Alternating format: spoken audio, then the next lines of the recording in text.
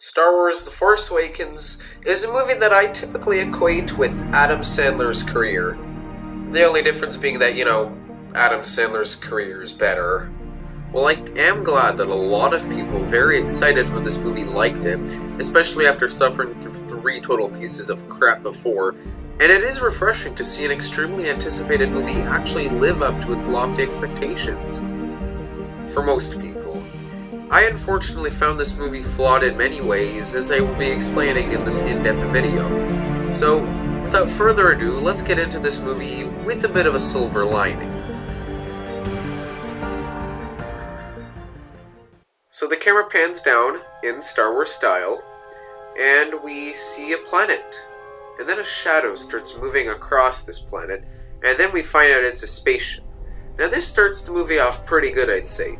This opening shot is excellent, being pretty vague and not telling us exactly what's happening, but giving us just enough visual information to know what's going on, but not specifically, therefore proliferating our interest in drawing us in. I remember sitting in the theater when BB-8 bursts into the hut and tells Poe about, a little invasion. There's a swell of action music and Poe begins sprinting through the village to his ship, but for some reason I wasn't feeling like I thought I should be. I wasn't invested. I should have been invested. I mean, this was a critical scene that could potentially leave our heroes helpless without the information they so desperately needed. So, what was lacking? Well, 3 things, actually. Problem 1. Build up. There is none. Let's use episode 5 as an example. It's the same kind of scene, really. The first large-scale action scene in the movie. I mean, back then we had Darth Vader discussing plans and motivations with his subordinates, rebels escaping, meticulous planning, and showing the audience what the Imperials were going to try to do, snowspeeder pilots and ground defense troops with actual character preparing for the assault. I mean, we had everything. But what does episode 7 give us? A few shots of bad guys approaching and an orange-white soccer ball telling us about it. That's not how you do it. If you start throwing stuff at the screen right when we're settling into this movie, without giving us any time to start caring or giving us any information, as I'll explain later, then the audience just won't react to this in the way you want. It won't invest them. Okay, before I say this point, I just need to list all the similarities between the opening of A Force Awakens and the opening of A New Hope. Okay, ready? The villains invade the heroes and are ultimately successful. In a last resort decision, one of the heroes gives an astromech droid the information that the villains are after. Soldiers defending the heroes are taken hostage or prisoner. An ally of the heroes is killed by the villain of the movie over information. After killing a certain number of stormtroopers, one of our heroes is taken hostage by the Imperial forces and later rescued by one of the protagonists. Okay, so with that out of the way, now I can explain my point. Okay, so, bottom line. This movie tells us nothing beyond the fact that bad guys are attacking good guys because they want the chip. Now what do I mean by this? A New Hope has a really similar opening, but in the first 10 seconds of episode 4 it tells us everything we need to know using only visuals. Mr. Plinkett puts it perfectly. Everything we need to know just by the visuals. Rebels, Empire. We got a sense of how small and ill-equipped the rebels are and how large and powerful the Empire is. The low angle implies dominance, and the length of the Star Destroyer implies the long reach of the Empire. This shot says everything we need to know without saying one word. So that when the opening of A New Hope starts, you know everything you need to know in terms of who stands where and all that crap. In The Force Awakens, they never bother to tell us this information in the 2 hours and 16 minutes that this movie goes on for. Do you want to know what was going on in The Force Awakens? Well, here it is. Without the Jedi. Okay, so, as we all know, the destruction of the second Death Star resulted in the Empire collapsing, but it actually fell into a large number of small pieces, those being taken over by various Moffs. The Republic was restored by joining a large number of star systems, becoming the New Republic, which then signed a treaty with some of those Imperial pieces and created borders. Now, if this wasn't complicated enough, turns out that the New Republic actually wants to destroy the First Order, which is actually some of the pieces of the Empire as suggested in the title card, which grew from the ashes. So they fund General Leia, who doesn't actually run a part of the Republic's military, because, you know, that would make sense, but actually runs an insurgent group, which is in the territory occupied by the First Order. My point is, if you're going to be showing things very, very early in the movie that have a massive impact on the rest of the movie, then the audience needs to know what these actually mean, and the effects that come with them. When I'm going to be showing how to fix the movie, why not just give us this information at the beginning and just get it over with? Just put some info into the conversation between Poe and the old guy and you're done. So if they gave us that information at the beginning, we would know where each opposing force stands and thus know the consequences of defeat. For example, in A New Hope, we know that if the First Order was to get the Death Star plans, the Rebels are, well, they're screwed. In The Force Awakens, we don't know the power of the Resistance, and we don't know what they're capable of in terms of getting the chip back if required. There are so many possibilities of what could actually be going on that I can't even get into the movie. What if the Resistance is actually winning and this opening is just a feeble attack on our heroes? Maybe the Imperials are like a small organization trying to throw a massive government. I don't know, like those Clone Wars episodes on Onderon? I mean, think about it. The Rebels have had 30 years to grow and prosper, and with the support of systems and Republic's grateful for its contribution to destroying the second Death Star. Think of how easy it would be to give this information. I bet that if I saw this movie script, it would look like one of those fill-in-the-blanks activities I keep seeing in children's magazines. So with all these blanks and unanswered questions running through my mind as the scene is going on, then I'm left utterly confused and I can't even focus on what's really happening. Taking some more advice from episode 5, why not give those otherwise nameless soldiers some character? For example, the snowspeeder pilot, Dak Ralter. Make them feel real. Give them stories. Give them flaws. Make us care about them, understand them through faults and dreams, and have us relate. And then kill them. This will create a physical and emotional impact of what the Imperials have done, letting the audience visit the shoes of our heroes, feeling their loss because we are going through it as well. At the same time, a level of hatred for the villains will begin to form, and that you sort of need that in a movie like this. Not to mention, you'll add to the tension of the scene, drawing us in because we want these characters to survive. Come on, BB-8, hurry! So back to this bore fest. Poe starts running, then makes it to his ship, and then with no urgency or anything, gets into the cockpit, unnecessarily puts on his helmet, seeing as how he's not yet flying into space. Hey, wouldn't it be a good idea to ask one of the many armed rebels to defend your ship while you take a large amount of time to get into it? Just ask the old guy. So, I have something that can turn the tide of the war. Maybe it would be a good idea to provide me with some backup, seeing as how it's going to take a large amount of time to get into my spaceship. Hey, speaking of, why didn't BB-8 just take control of that laser gun when he saw the stormtroopers coming, and just blast them before they could do any serious damage? I mean, it's been shown that astromech droids can take entire control over entire spaceships. Why didn't he just take it over while Poe prepped a liftoff? Hey, where did the laser gun go? Gone from existence, I guess. Also, why did just 2 stormtroopers start shooting at a fleeing ship which may very well have the information that may turn the tide of the war? If it's in the script to have Poe captured, then why not just add 2 things that make sense at the same time? Have BB-8 start shooting clone troopers, but send more after them.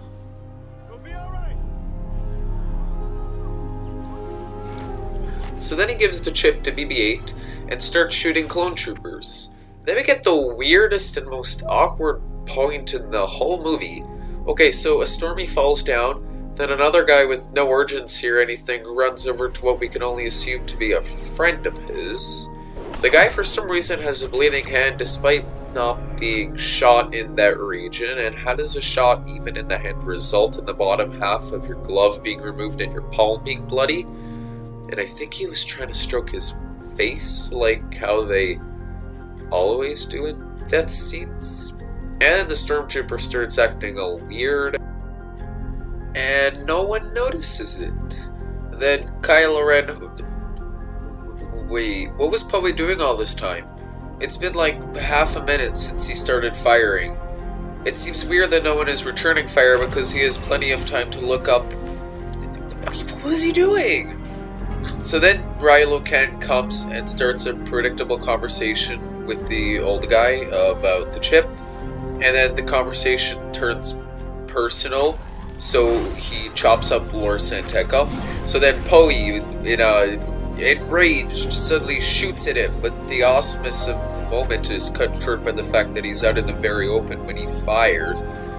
So it seems weird that none of the hundreds of stormtroopers patrolling the area saw him reach that point.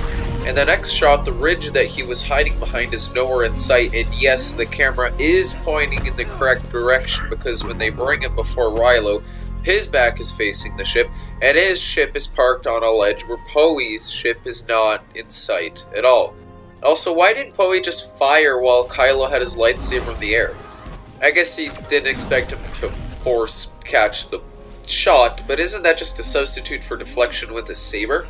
If he fired earlier, Rilo would be completely exposed and vulnerable. You could say that he's in utter shock by what Kylo Ren is doing, but if he is, he seems to recover extremely quickly, and he doesn't seem to be suffering any remorse or terror, as I'll explain later. So the stormtroopers bring him to Rilo, and we get the dumbest line since I don't like sand.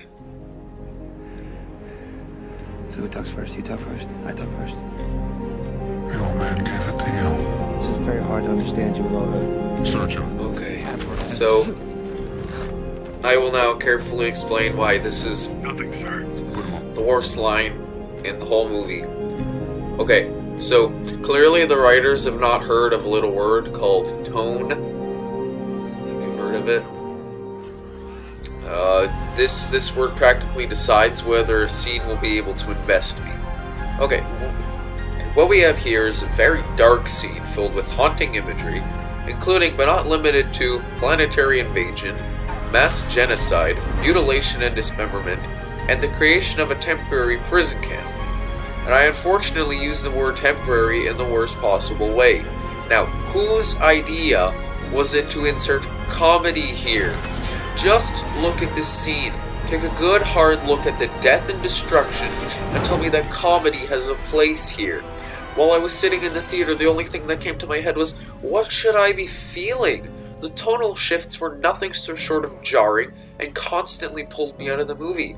I was also thinking, why are people laughing in the theater in a scene taking place in a burning village next to the mutilated corpse of a critical character surrounded by hundreds of soon-to-be and current corpses? I was really trying to push everything away and just try to get into the movie, and maybe I could have if they didn't add insult to injury by finishing the scene by having an entire village executed in a mass execution right after. So let me get this straight. It was someone's idea to show a village being destroyed, followed by a funny line, followed by a herd of villagers being executed right after. Do you see the problem in this?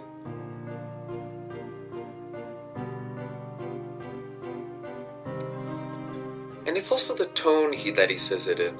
If he said it in a super glum tone filled with sorrow and depression, then I may have been able to pass it, seeing as how he was reacting like an actual person, and that might give him some character, but nope, we need multiple lines of attempted humiliation and a tone that mimics that of an annoying, rebellious teenager talking back at their parents after being told to put their phone away at the dinner table. Problem 2. This scene ruins any chance of viewing Poe as a real person.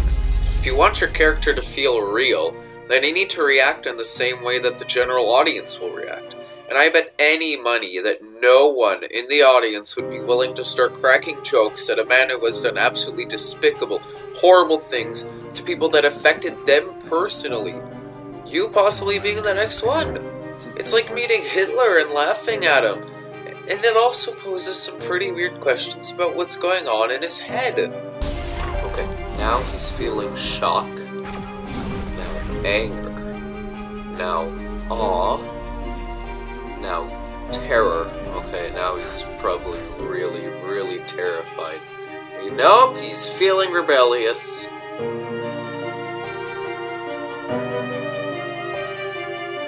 Problem 3, it turns him into a total dick. Not only does this line paint an unrealistic picture of Poe's character, but put simply, it makes him look like a total asshole.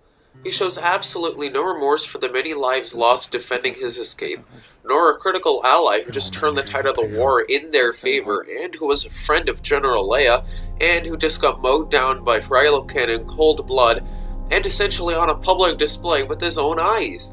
Nor does he really seem to care about the villagers being slaughtered by the dozens as he's being taken away. His no is about as convincing as, well, watch.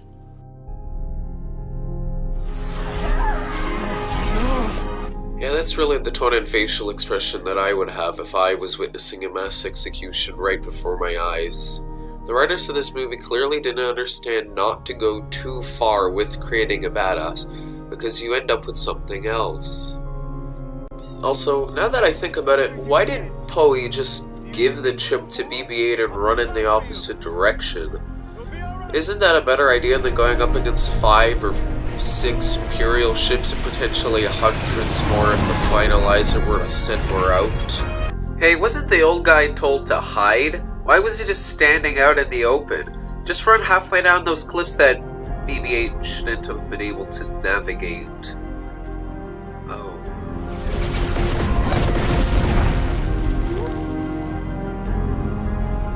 So then for absolutely no reason at all they blow up Poe's ship. I mean, come on, you could have used that somehow. To the horror of, hey, wait, how did BB-8 see the explosion from that position? It's very clear that from his position the explosion is being set off at around his level. However, the village is upon a cliff from where such a view would be impossible. The entire geography of the previous shot has been erased, showing the fakeness of the entire previous scene, taking me out of the movie because it doesn't feel real. Sort of like another director. So they take Finn to the finalizer, where Captain Phasma displays her invisibility and silent footsteps.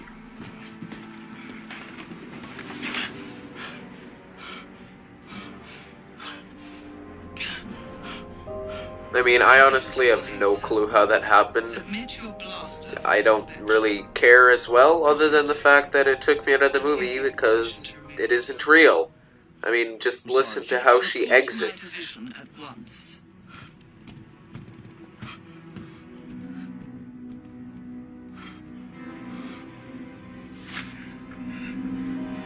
That's pretty loud for something that was absolutely impossible to hear earlier. And then we get introduced to... You know what? I'm just gonna list the biggest problem with this movie right now. In part 2, that is.